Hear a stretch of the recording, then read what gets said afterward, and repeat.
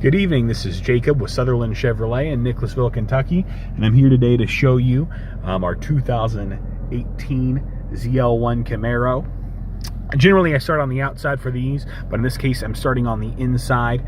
I'm going to turn it off here. I've got it running at the moment, but I'm going to turn it off just so you can hear it start up. It's very distinct. It sounds very powerful, very aggressive. So when it starts up, yeah, you can hear it kick on, you know, it sounds awesome. So, but I'm going to leave it running here and kind of go over from everything on the inside, left to right. Of course, you've got power windows, power adjustable mirrors there. So you select the mirror you want, and then you can adjust it with a little pad underneath. You've got pad right here. You've got your locks, your power locks and unlocks here. Yeah, that's, of course, opens the door. And then these are your saveable settings for the power seats. So as we continue to go left to right, there's one of your air vents. This is your cluster, which can show you different information. You can adjust that information by pressing on this pad here. So of course I can show you trip information, which is helpful if you're driving for work or racing yourself or things like that and you're trying to gauge distance. There's fuel range information, remaining oil life, tire pressure. There's a timer so you can actually race yourself, and then you can have it show you the speed limit. You would know what that's for, but and then of course your fuel, speedometer, all that stuff are there as well.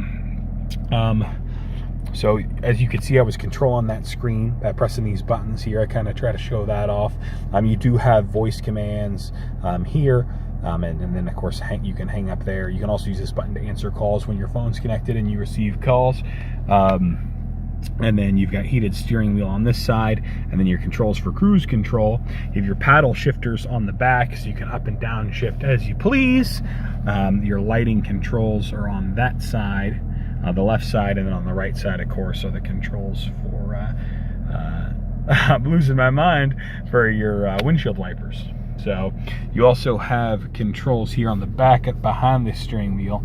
So that goes through your favorites up and down on the radio, and then your volume up and down on this side. So very good. There's your push to start button that I was pressing to turn the vehicle on and off. The keys, of course, do have to be in the vehicle. And then you have this kind of, on the trucks, they call them piano keys. I don't know what they call them for the Camaros. But the kind of this whole line of different options to navigate your comfortability. So that's HVAC and your heated and cooled seat controls. So yeah, you hit that once, you'll see the 3 lights light up. It'll go down from there as you press that button. So boom, there's 2, 1, and then it's off again. Same thing for the heated seat. So very good. That's all these buttons also, of course, change temperature control as well is here. So you can use the wheel and you can see it there on that display as well as displayed up here. So right now it's set to individual controls. You can have them synchronized, so you have individual climate control zones in this vehicle. So you can see when I change that, it's changing the driver, but the passenger is still set on high, the highest temperature. You can individually change those. If I want them set the same, you press the sync button, and then it'll now match the driver. So you'll see as I move those up, continue to turn the temperature wheel, it'll change that. So very cool, very interesting design. You can also change this fan speed and stuff manually by pressing the buttons here. So you do have that options, and you'll see those light up as it gets more aggressive fan speed. You'll also see it displayed on the screen up here redundantly. Now this vehicle, as you saw, has those cool green strips. They're LED strips, and you can change the color on them, which is awesome. So you have different color options here. You can change it to red, and it's pretty cool. It actually switches over to the color, so it kind of fades into it. It's got a really cool look when it does it. It's very interesting, very unique. Now the displays are what most people are going to be playing with a lot in the vehicle. You do have Apple CarPlay and Android Auto. Your phone does have to be physically connected to use those, but it's a nice feature to have. It allows you to use the navigation and everything on your phone if you prefer it. There is navigation built into the vehicle as well, which can also be controlled via the audio controls here, but then you can also enter in a destination manually if you'd like.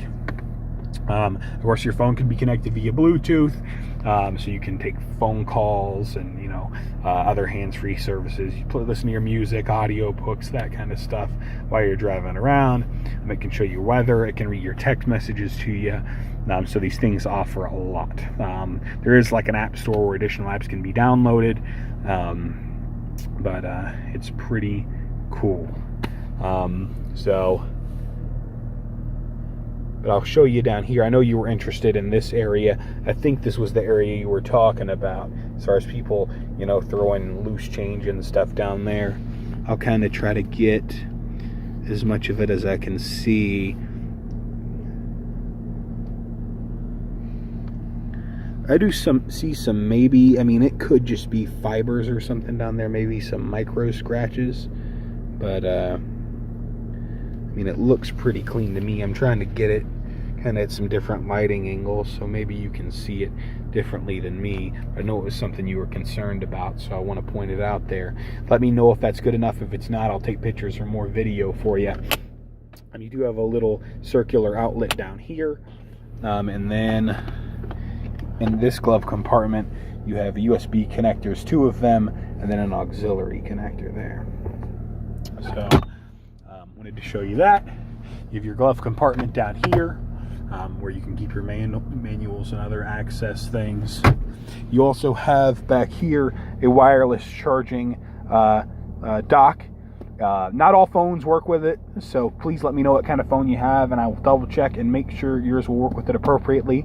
I have a Samsung Galaxy S8 that did not work with them because the phone case I had was too thick. So I got a thinner Magpul case, and it works in most vehicles. Sometimes it has a little bit of trouble connecting because it's still kind of too thick.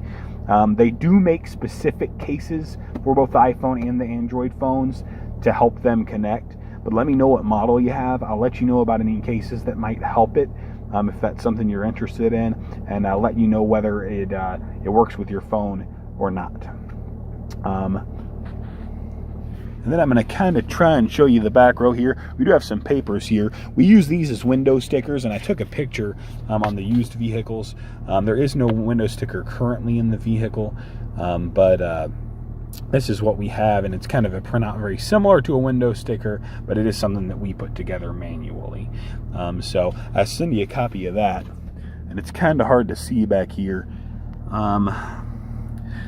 I may try to take some pictures, get some different lighting, because it's really impossible to see right now. I apologize.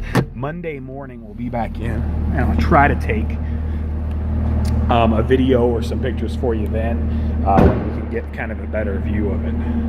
It's also very wet. I've been out in the rain and in the snow, and so I was hoping bringing it in here where the heat is would dry it off a little bit, but to no avail.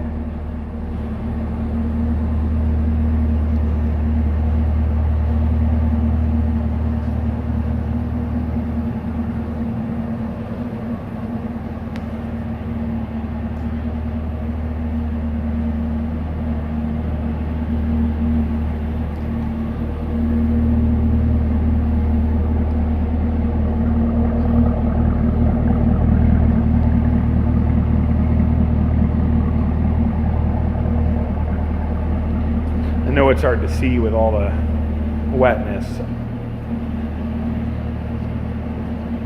I'll try to get a better view for you of it Monday morning. And again, this is Jacob with Sutherland Chevrolet in Nicholasville.